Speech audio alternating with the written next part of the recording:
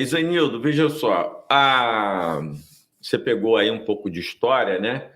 E quando a política e a religião se confundiam, você tinha muitas guerras, né? Muitas vezes guerras que nunca acabavam, né? Como teve lá a Guerra dos 100 Anos, né? Entre a França e a Inglaterra. E no Ocidente, pelo menos, se cristalizou o entendimento de separar política de religião, né? O Brasil também seguiu essa linha, né? O Estado brasileiro é um Estado laico, mas você vê aí cada vez mais a política sendo misturada com a religião a ponto de ser uma questão determinante, né, na balança aí da disputa eleitoral e o uso cada vez mais da religião na questão política. Como nós vimos aí nessa eleição última presidencial aí entre Lula e Bolsonaro. Como é que você vê isso aí? Você acha que está precisando uma melhor regulamentação? Você vê isso como positivo? Você vê isso como um risco? Como é que você avalia essa situação? Então, a interferência da religião na política nunca deu certo. Na história, a gente comprova isso. Nunca funcionou essa questão do Papa, da época, dar a benção aos reis para fazer o que eles quiserem, serem os reis, a igreja, títulos do Estado, né, serem funcionários do Estado, nunca deu certo. Então, quando a religião, né, que seja qual for ela tenta interferir na política, ela interfere como se fosse assim, para todos, e não é. O Estado é laico justamente, não é questão de ser ateu, de não acreditar em Deus, mas o Estado é laico respeitando a todos. Então, quando se fala no aborto, por exemplo, a Igreja Católica não aceita, evangélicos não aceita, certo espírito não aceita. Mas o Estado é laico, o aborto, ele vai ser para aqueles que não, se é católico não aceita, não vai fazer o aborto, por exemplo. Se é espírito não aceita, não vai fazer o aborto. E é justamente uma questão de saúde pública.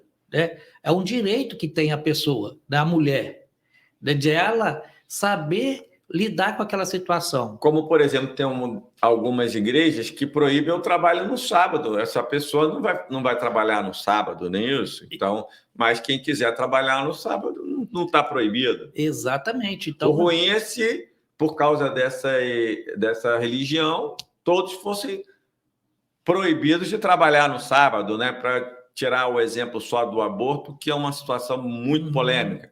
Isso, né? Exatamente. E imagino que ninguém, né, em sã consciência, vai querer que se proíba o trabalho no sábado. Isso aí. É mais ou menos desse Até porque tem até atividades, né, que não podem parar. Vamos supor que essa religião mandasse no Brasil e fosse proibido o trabalho no sábado. Aí ficaria difícil. Então, impor o que está acontecendo na política é isso, essa imposição. Eu falei do aborto ao tempo polêmico, mas precisa ser debatido sim. Não estou falando que... Mas agora, nesse momento, mais preciso levar... Não, para as pessoas entenderem o prejuízo que seria, né, o domínio de uma religião, até para as outras, né?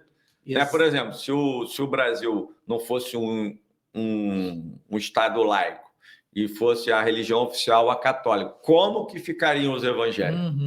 Então, proibidos até de professar sua religião. Vamos supor que fosse o contrário, né? Fosse o Brasil declarasse o evangelho, né? A religião evangélica como sua religião oficial. Como que ficariam aqueles que professam outra religião? Poderiam até serem proibidos de professar a sua religião, né? Exato, essa imposição. E a gente vê isso na Assembleia, a gente vê isso na Câmara dos Deputados, no Senado.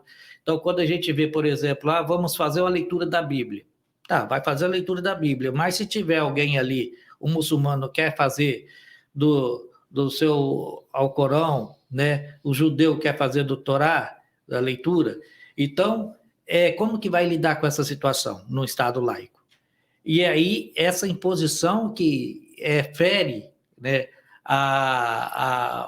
o social, né? Aquilo que é coletivo, fere, que é aquilo que você colocou muito bem aí, que é uma imposição para todos, de um grupo para todos. Isso não pode.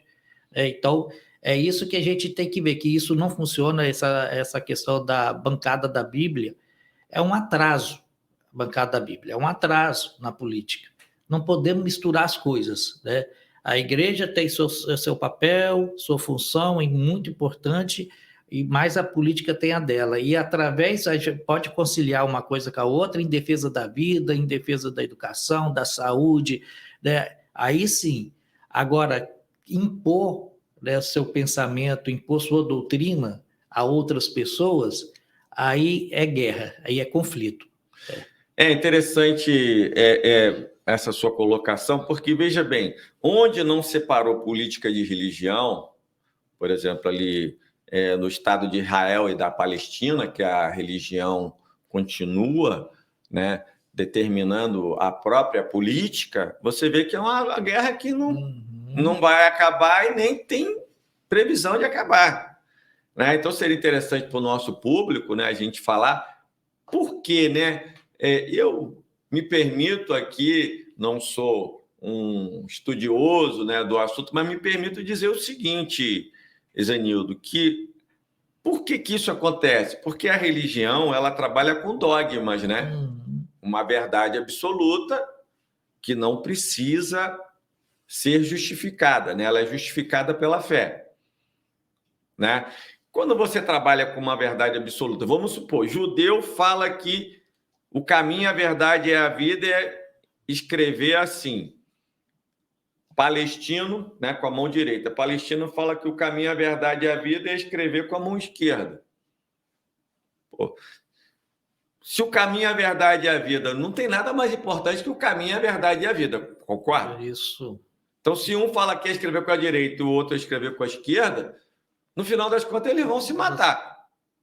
Por uma questão que, se houvesse um debate com base na razão, né, na tolerância, e não com base em dogmas, né, de verdades absolutas, né, a coisa poderia, né, porque na política, diferente da religião, tem que ter o dissenso. Exato, exatamente. E na religião não tem o dissenso, tem uma verdade que é absoluta. Então, por isso que é fundamental, é imprescindível, é necessário separar a política de religião. Aí, nesse contexto, Isanildo, você acha que a bancada progressista não passou da hora de estar formulando leis para proibir, ou, por exemplo, como lá nos Estados Unidos, um pastor de uma igreja que queira concorrer a uma eleição, ele tem que pagar os tributos, né? Porque a igreja não paga, né? Tem isenção de imposto, né?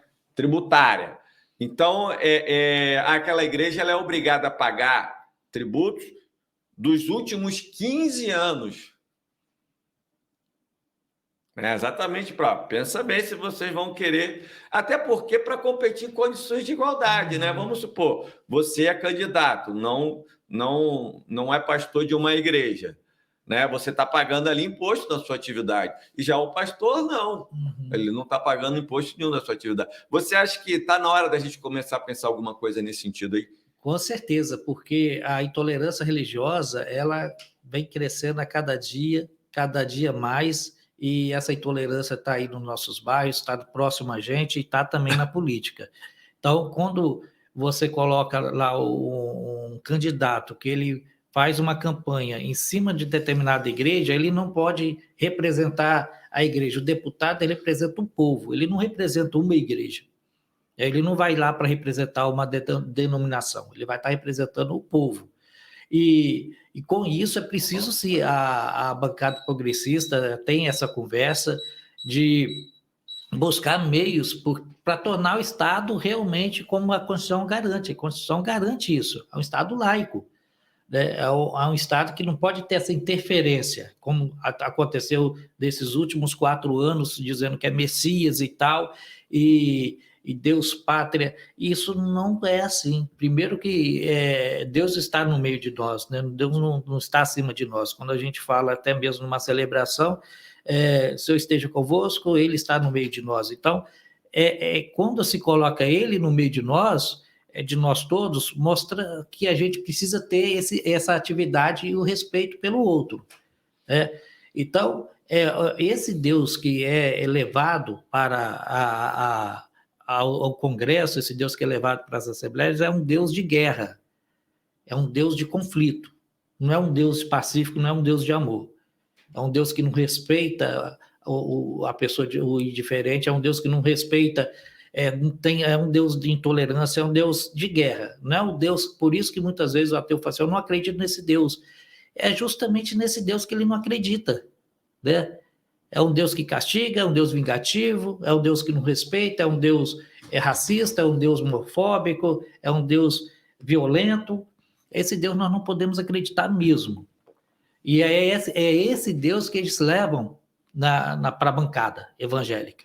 Então, nós temos que trabalhar juntos com propostas progressistas para impedir esse tipo de fundamentalismo que gera violência.